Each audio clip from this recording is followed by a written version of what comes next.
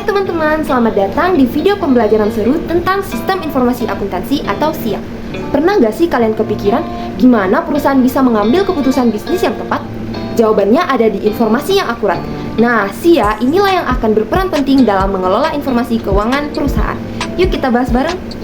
Oke, sebelum masuk lebih dalam, kita harus tahu apa bedanya data dan informasi. Bayangkan kalian punya daftar panjang angka penjualan harian. Itu namanya data mentah, nggak bisa langsung digunakan. Tapi kalau angka-angka itu diolah jadi laporan tren penjualan mingguan, nah itu yang namanya informasi, dapat berguna untuk pengambilan keputusan.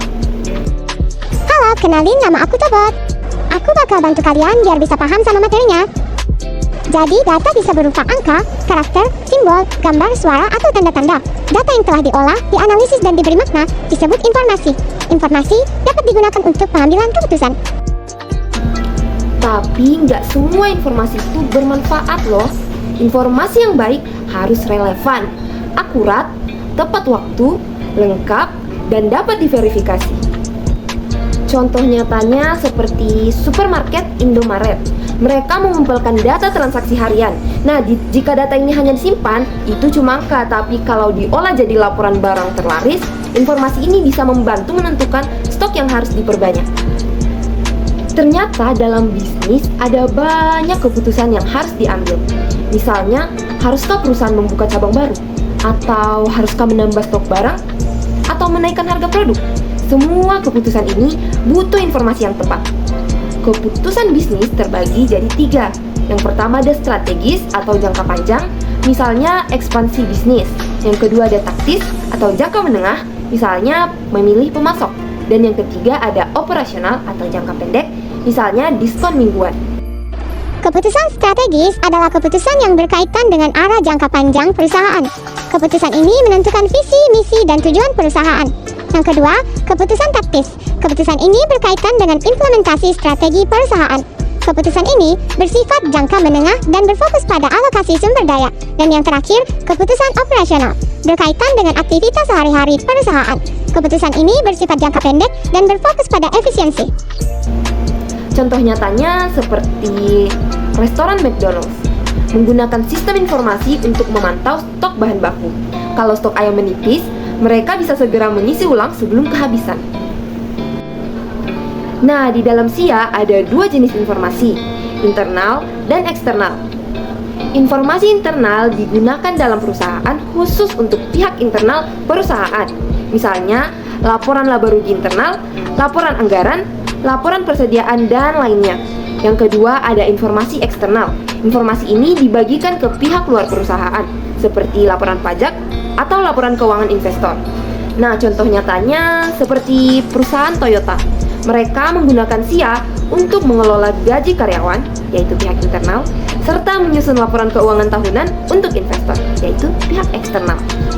Setiap perusahaan punya beberapa proses bisnis utama, seperti manajemen persediaan, produksi, penjualan dan pemasaran, layanan pelanggan, pengelolaan keuangan, dan sumber daya manusia.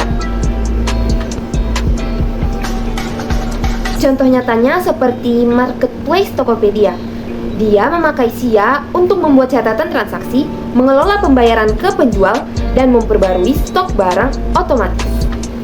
Selanjutnya, apa sih itu SIA? Singkatnya, SIA adalah sistem yang mengelola data keuangan perusahaan, mulai dari mengumpulkan data, memproses data, dan menyediakan informasi. Contoh nyatanya, seperti perusahaan logistik seperti JNE.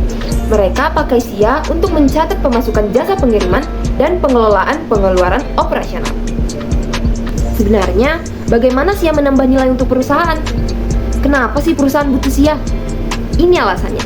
Yang pertama, efisiensi. Dengan adanya sistem informasi akuntansi, dapat mengurangi kesalahan yang dilakukan baik disengaja maupun tidak disengaja oleh manusia. Yang kedua, hemat biaya. Prosesnya itu otomatis lebih murah. Yang ketiga, informasinya real time atau cepat. Dan yang keempat, patuh hukum dan sesuai dengan standar akuntansi. Contoh nyatanya seperti Bank Mandiri. Pakai SIA buat memproses transaksi secara real time. Selanjutnya, apa hubungan SIA dan strategi perusahaan? SIA dan strategi perusahaan itu saling terkait dan saling mendukung. Bayangkan SIA itu seperti peta dan strategi perusahaan itu seperti jalan tujuan perjalanannya. Keduanya harus berjalan bersama-sama supaya perusahaan bisa sampai ke tujuannya dengan selamat. SIA membantu perusahaan untuk menjalankan strateginya dengan lebih efektif. Caranya? Dengan memberikan informasi penting yang membantu pengambilan keputusan, mengukur kemajuan, dan mencegah kecurangan atau pemborosan.